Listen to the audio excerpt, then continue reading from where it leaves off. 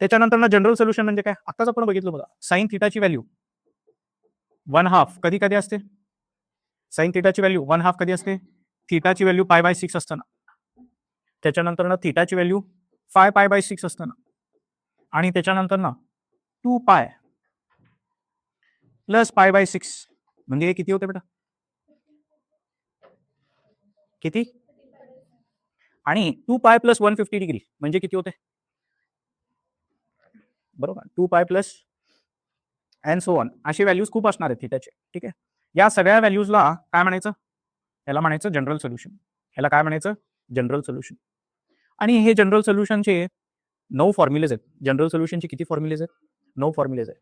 या केसमध्ये थिटाची value find out करायची असेल, हा फॉर्म्युला यूज करायचा, sine theta is equal to sine alpha, हा फॉर्म्युला यूज करावा लागणार आहे.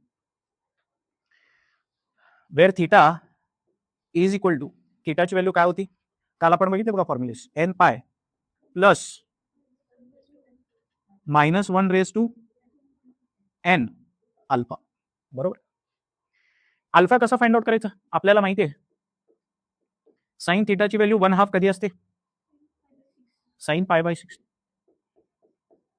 हो का. तर अल्फाची व्हॅल्यू काय आहे इकडे, π/6. तर तुमचा जनरल सोल्युशन कसं असणार आहे, nπ प्लस -1 अल्फाच्या ठिकाणी फक्त काय टाकायचं, π/6.